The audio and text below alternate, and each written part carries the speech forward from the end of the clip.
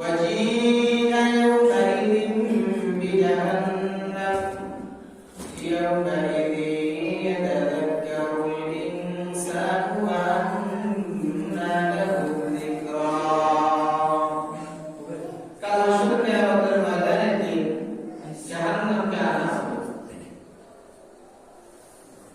kalau surga pada nanti jahannam ke jikalawe mustik kalawe yawma'idzi yatadhakkarul insan সেদিন মানুষ উপলব্ধি করবে আন্না লাহু যিকরা এবং তার এই উপলব্ধি আফসোস ছাড়া কিছুই থাকবে না তাফসীরের কিতাবের মধ্যে বলা যায় যে জাহান্নামকে ৭০,০০০ ফেরেশতা লাগাম ধরে টেনে আনবে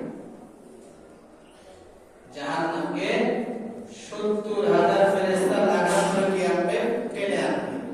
প্রত্যেকটা লাগামের মধ্যে আবার প্রায় ৭০,০০০ ফেরেশতা থাকবে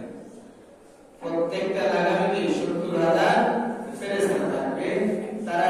টেনে কাল হাসরের কিয়ামতের ময়দানে তাকে উপস্থিত করা হবে وَجِيءَ يَوْمَئِذٍ بِجَهَنَّمَ يَوْمَئِذٍ يَتَذَكَّرُ الْإِنسَانُ وَأَنَّى لَهُ الذِّكْرَى কারণ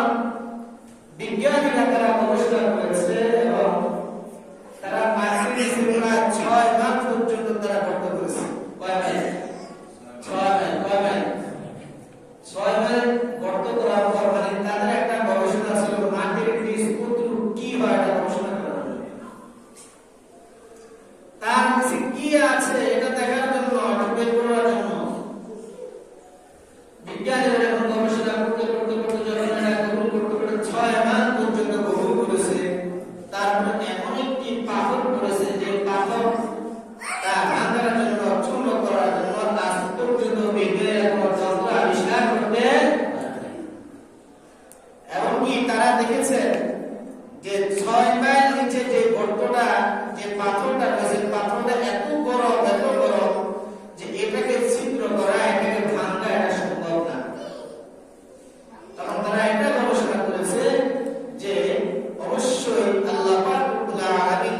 যে জাহান্নাম সৃষ্টি করেছেন হাদিস শরীফের মধ্যে আছে ৭ আসমান যে জাহান্নাম সে জাহান্নামটা মাটির নিচে কোথায়